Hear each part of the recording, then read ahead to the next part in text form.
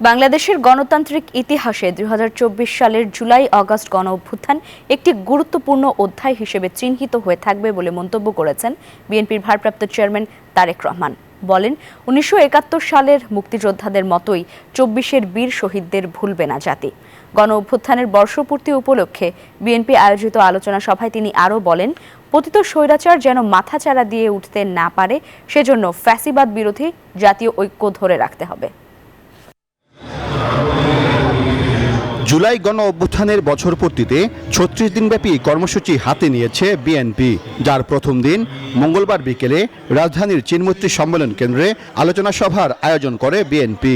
সভায় জুলাই-আগস্ট অভ্যুত্থানে শহীদ ৯০০ জনের পরিবারকে সম্মাননা ও আর্থিক সহযোগিতা প্রদান করা হয়। বান্ডেল থাকলে প্রতি সেনমানিতে টাকা বাঁচবে। বিকাশ সেনমানি বান্ডেল কিনে জিতুন প্রতি লেনদেনে। অনুষ্ঠানে ভার্চুয়ালি যুক্ত হয়ে বক্তব্য রাখেন বিএনপির ভারপ্রাপ্ত চেয়ারম্যান তারেক রহমান।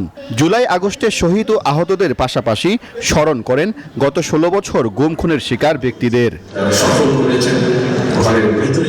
তারেক রহমান বলেন, জুলাই অভ্যুত্থানের মাধ্যমে নতুন বাংলাদেশ গড়ার সুযোগ নষ্ট করা যাবে না, গড়তে হবে ইনসাফ ভিত্তিক গণতান্ত্রিক বাংলাদেশ। আগামী দিনে আর কোনো অপশক্তি যাতে বাংলাদেশকে তাবেদার রাষ্ট্রে পরিণত করার দুঃসাহস না দেখায়, সংবিধান লঙ্ঘনকারী পতিত পরাজিত পলাতক তাবেদার অপশক্তি যাতে আর মাথাছাড়া দিয়ে উঠতে না পারে, আমি দৃঢ়ভাবে বিশ্বাস করি, আমাদের দল বিএনপি বিশ্বাস করে, এইসব বিষয় ফ্যাসিবাদী বিরোধী জাতীয় ঐক্য অটুট রয়েছে, ভবিষ্যতেও তা অটুট থাকবে ইনশাআল্লাহ। সংস্কার নিয়ে অযথা বিতর্ক না করতে আহ্বান জানান তারেক রহমান। বলেন, বিএনপি ক্ষমতায় গেলেও চলমান থাকবে সংস্কার। রাজনীতিতে সংস্কার এবং বিচার কার্যক্রম চলমান প্রক্রিয়া। রাষ্ট্র এবং সমাজে গণতন্ত্র এবং আইনের শাসন নিশ্চিত রাখার স্বার্থে জনরায় নির্বাচিত ভবিষ্যৎ গণতান্ত্রিক সরকারও অন্তর্বর্তীকালীন সরকারের শুরু করা কার্যক্রম অব্যাহত রাখবে। বিএনপির ভারপ্রাপ্ত চেয়ারম্যান বলেন, সংখ্যানুপাতিক পদ্ধতিতে নির্বাচনের কথা বলে ফ্যাসিবাদীদের ফিরে আসার সুযোগ দেয়া হচ্ছে কিনা তা ভেবে দেখতে হবে।